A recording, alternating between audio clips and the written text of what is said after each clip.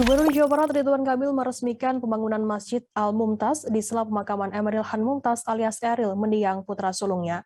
Masjid itu akan berdiri di Kampung Geger Beas RT 1 RW 5, Desa Cimaung, Kecamatan Cimaung, Kabupaten Bandung, Jawa Barat.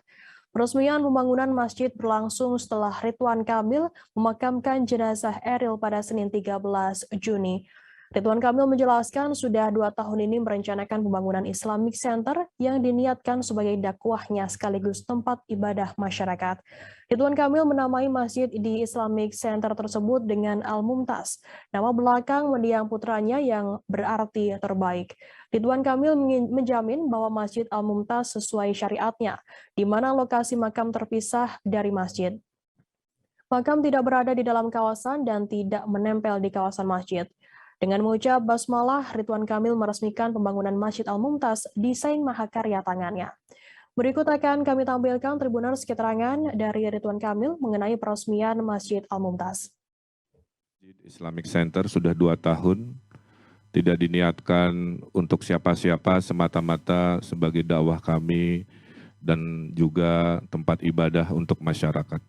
Namun dalam kesempatan yang istimewa ini, izinkan kami mengumumkan bahwa masjid akan diberi nama sebagai Masjid Al-Mumtaz, masjid yang paling baik, terbaik.